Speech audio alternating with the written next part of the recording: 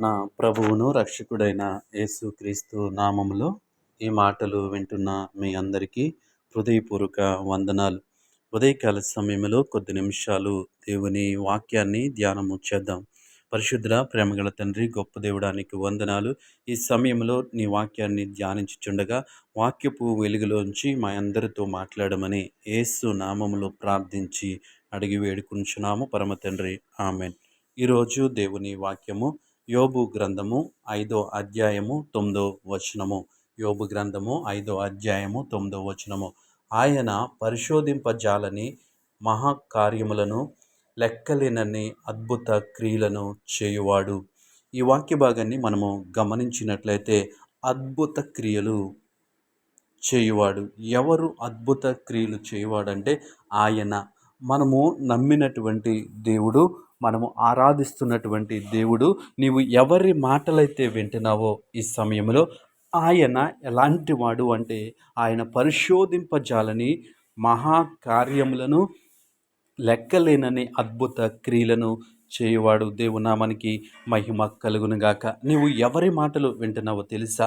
మహాకార్యములు చేయవని మాట నీ వింటా ఉన్నావు. అద్భుత క్రియలు చేయవని మాట నీ వింటా ఉన్నావు. ఆయన ఎవరు అంటే మనము నమ్మినటువంటి దేవుడు. ఆయన మాటల్ని మనం వింటా ఉన్నాం.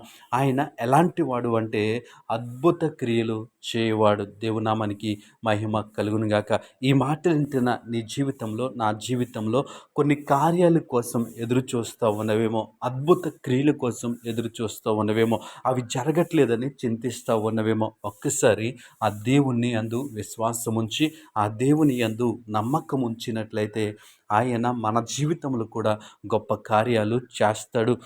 దేవుని గ్రంథంలో మనం చూసినట్లయితే ఆయన చేసినటువంటి కార్యములు ఎన్నో ఎన్నో ఉన్నాయి. ఆ ఇశ్రాయేలు ప్రజలు ఆ యొక్క ఎర్ర సముద్రం దగ్గరికి వచ్చినప్పుడు దేవుడు అద్భుత రీతిగా ఎర్ర సముద్రాన్ని 2 పాయలుగా చేసినట్లుగా మనము చూస్తూ ఉన్నాం. ఈరోజు నీ జీవితంలో ఏ కార్యముల కోసం ఎదురు చూస్తూ ఉన్నావో, ఎర్ర సముద్రము లాంటి సమస్యలు నీ ఎదురుగా ఉన్న ఆయన ఒక అద్భుత క్రియ నీ ముందు చేయగలడు. ఆయన ఒక మహత్ కార్యము నీ ముందు చేయగలడు. ఆ ఎర్ర సముద్రాన్ని చూసి దిగులు పడతా ఉన్నవేమో, ఆ ఎర్ర సముద్రం లాంటి సమస్యలను చూసి దిగులు చెందుతా ఉన్నవేమో. నేను ఎటు వెళ్ళాలి? వెనక శత్రువులు, ముందు సముద్రము. ఎటు నా పయనము, నా అడుగు ఎటు వేయాలి అని నువ్వు ఆలోచన చేస్తున్నావేమో. ఎటు వేయాలో తెలియక అక్కడే ఆగిపోయేవేమో. ఈ ఉదయకాల సమయంలో దేవుని వాక్యము సెలవిస్తూ ఉంది, ఆయన పరిశోధింపచాలని. అంటే నీ నీ ఊహలలో లేనటువంటివి, నీ పరిశోధనలో లేనటువంటి మహత్ కార్యాలని ఆయన చేస్తాడు. ఆయన లెక్కలేనని అద్భుత క్రియల్ని ఆయన చేస్తాడు. నువ్వు ఎక్స్పెక్టేషన్ చేయలేనటువంటి కార్యాలని ఆయన చేస్తాడు. ఎందుకంటే ఇదివరకు చేశాడు, ఇప్పుడు కూడా ఆయన చేయగలడు. ఆయన నిన్న నేడు నిరంతరము ఏకరీతిగా ఉన్న దేవుడు. ఆయన శక్తి సామర్థ్యాలు ఏమాత్రము తగ్గిపోలేదు. కానీ మనము ఆయన మాట యందు విశ్వాసం ఉంచాలి. ఆయన మాట యందు మనము నమ్మకం ఉంచాలి.